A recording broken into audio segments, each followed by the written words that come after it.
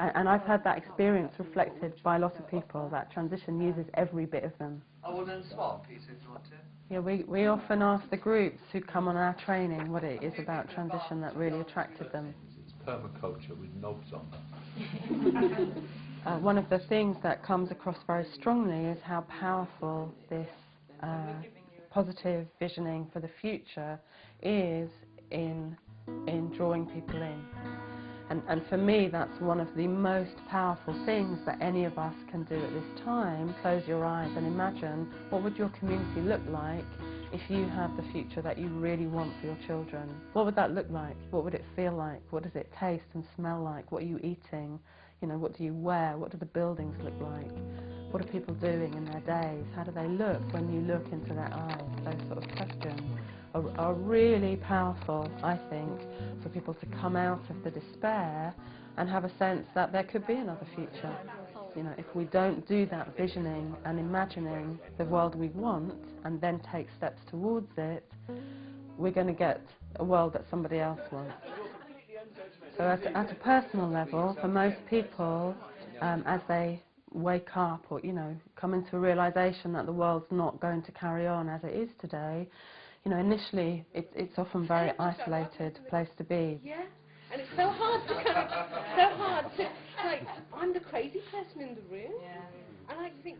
And it's stressful and often painful, and, you know, one of the really important things is to keep connecting with people who see that the change is coming, because it helps support that in you. So that's one of the things that I think transition really provides, is a place for people who see that things are changing to connect with others who want to do something about it, and whose choice on waking up is action, you know, is to find ways of taking action, because just to take action itself brings about a transformation. You know, and it shifts that belief that I think is very pervasive in our world, that there's nothing that I can do as an individual. But actually, if we don't do it as individuals, you know, and even better as individuals who come together as groups, nothing's going to happen.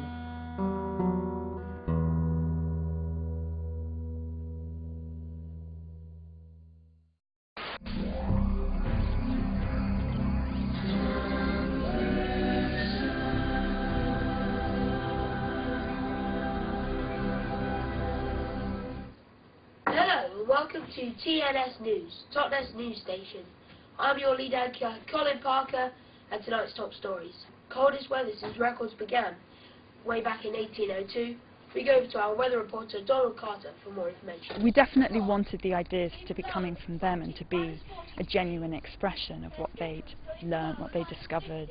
As soon as you introduce the idea of the future, a lot of what comes up in kind of collective consciousness in a way is images of hoverboards and aliens, and so it took a little bit of kind of guidance. Recently there's been rumours that a group of fat middle-aged men have been found inside the castle.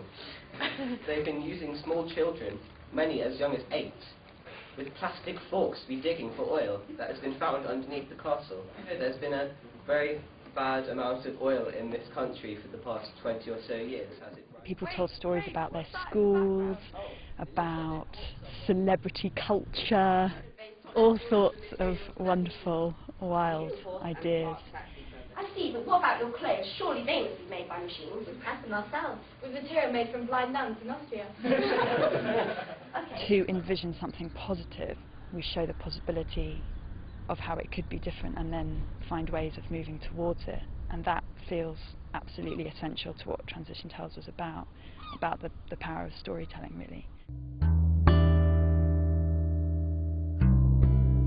Stories shape the way that we act. There are probably 3 dominant cultural stories about the future and where we're headed, and one is the sort of business as usual. Everything will tomorrow will basically look like today, but maybe slightly different, maybe bigger and faster and shinier. And the second is apocalypse. You know, we're all doomed, we're all going to hell, and there are many manifestations of that throughout the media, of course.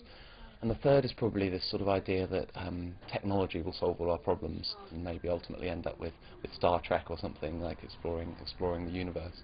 And so what we're trying to do is build a fourth vision, a transition vision, which is about a more localized, resilient future in which we avoid the worst of peak oil and climate change, the worst consequences of those, and move into a future where we have lots of people living lower energy lives, but much more satisfying lives, much more fulfilling lives.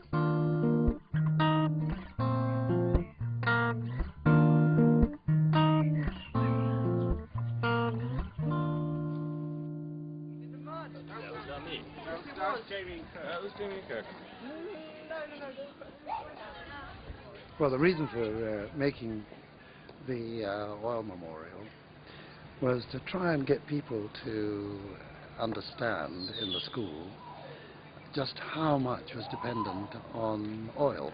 The children were going by and I'd say, what's plastic made of? And they'd say, plastic. And I said, yes, no, but what is plastic made? Very few people seem to realize how much oil is involved. Fertilizers, weed killers, medicines, endless lists of things that we take for granted are actually oil dependent. It just gets a bit tricky after a while. If the world didn't have oil, it would be less polluted, but then we won't be able to go on holidays. We should be using less oil so we can save a bit more than we are at the moment. So it's just fun getting people involved in making something with a message. Just to celebrate the incredible achievements that oil has brought for us. Then to turn it into a memorial to say goodbye to it.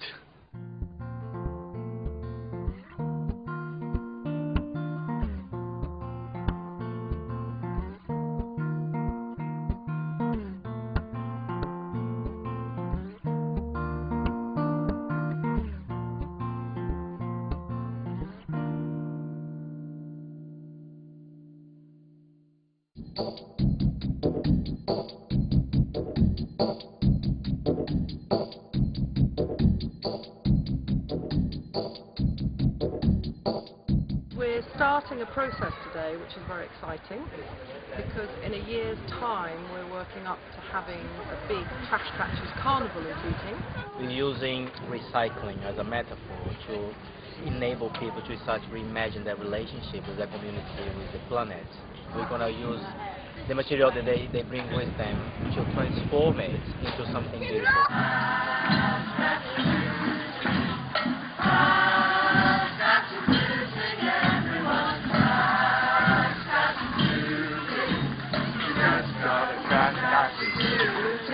What you're seeing here and seeing now, people who never really thought about the environment, people who have not really looked at their own faith and all the faiths in Tooting, look at the scriptures and the teachings of the various prophets. They all talk about loving the earth, about respecting the earth, respecting the environment, and the walk was all about that. And so I suspect that transition down in Tooting, TTC, will be different from transition down in Bristol, or even in East London, or even in West London, or even in parts of Wondering. And that uniqueness will give it strength, because you can't impose upon Tooting a transition plan model from another part of the country, and that's why it takes time, and that's why you've got to have patience. It's about awareness, because most of the children did not know about Transition Town Tooting, and today I think it's been wonderful that they were all around to witness it. So I think it's great. Every event I've been to, Transition Town, every meeting I've been to is always positive. You've got to inspire young people, you've got to be positive. You've got to inspire first generation immigrants, people who English is their first language, you've got to be optimistic. If you're going to gel and integrate people who've lived cheap by child for maybe many years, but not necessarily mixed properly, you've got to be optimistic, and Transition Town Tooting is very optimistic.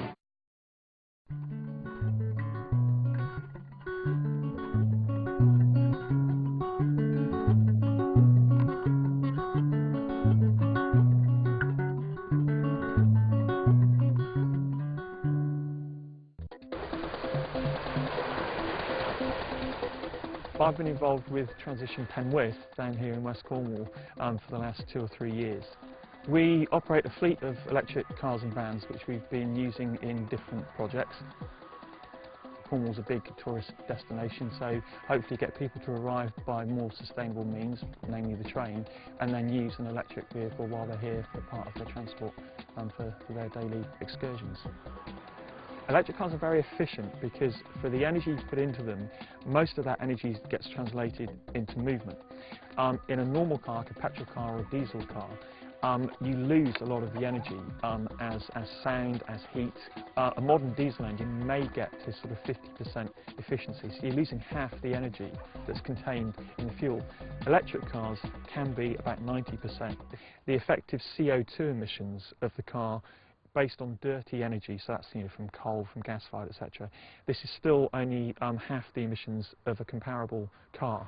But having said that, there's no point using these cars unless you're going to use green energy, unless you're going to use renewable energy. So while these cars are very efficient, very clean, it's not just a case of let's replace all the cars out there with electric cars and we solve the problem. It's a case of, okay, let's try to avoid driving solo, try and fill the car up, car share, but then also, kind of think a bit more about what kind of journeys you're making and, try and consolidate all those errands and all those sort of frivolous trips into one journey. What I think is powerful about the transition movement is it's starting to bring together people who have got the right ideas, that have got the vision to do the right thing, if you like. But it is quite a young movement, and so there is a certain lag. Frustratingly, there is a certain lag in making some of these ideas a reality. But what I think is really powerful is that the powers that be, the councils, the government, are starting to appreciate that the transition movement, and more importantly the people within it, because that's what is the most powerful thing, that they're starting to make a lot of sense. And so it's starting to become what was maybe only 18 months ago a very transition idea is starting to be very much more mainstream.